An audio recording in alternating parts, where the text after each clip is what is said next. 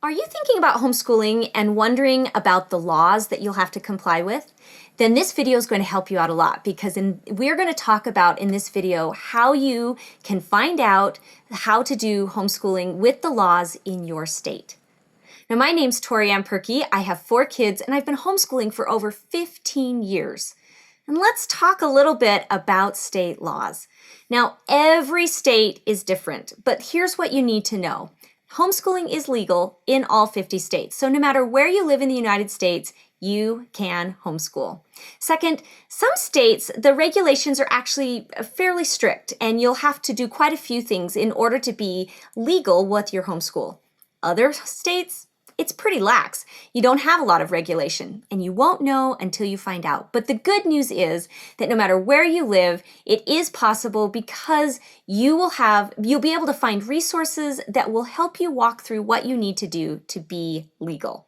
The first and easiest way to find out is to simply do a Google search. Put in homeschool, state law, and the name of your state, and things will quickly pop up, searches that will give you some quick rundown of what the laws are in your state. Now, because this video is meant to be a little more general, I can't go into what's going to work for your state, but I can talk about some of the things that you will find in almost every state or in many of the states. Now, the first thing is a declaration of intent. A declaration of intent is simply some kind of paperwork that you will need to send in to some official entity. Often it's the school district where you get to, but it can also be at the state level where you can indicate that you plan on homeschooling. And once you've done that, you'll know whether or not, based on your state, you'll know whether or not you need to do that more than once and where you send it to. The second thing you might run into is standardized testing. Some states require that you take 1 or more standardized tests to show where your kids are. And once again, you'll find out what those are and whether there are other ways besides standardized testing to show proof that your children are moving forward. Other states don't require any standardized testing. It just depends. The third thing that you might run into is what's called a portfolio review.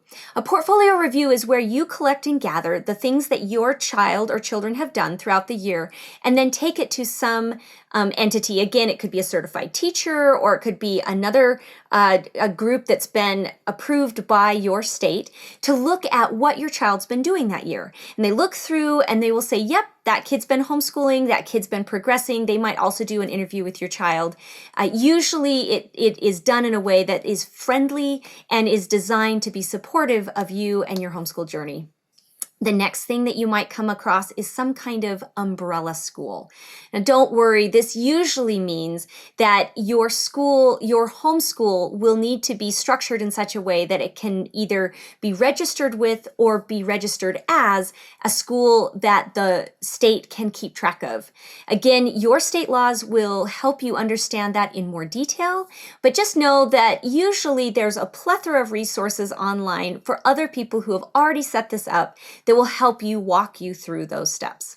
The final thing that you might need to submit or create if you are to comply with your homeschool laws is an instructional plan.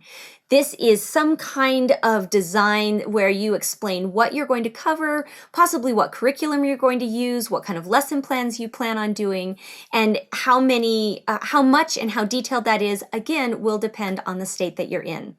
Again, when you are Googling your state laws, you will also find homeschoolers in your state who are already navigating those laws that can help you walk through how to be both legal and also build a homeschool that supports you and your family and your needs. Now, for more detail on this, as well as a ton of other resources that will help you successfully start homeschooling, be sure to check the link down below that will lead you to a free PDF. Now, that PDF is going to walk through a whole bunch of information on how to get started to homeschooling, including complying with the state laws, and it's totally yours to help you with your homeschool journey. I'm Tori Ann Perky. Happy homeschooling!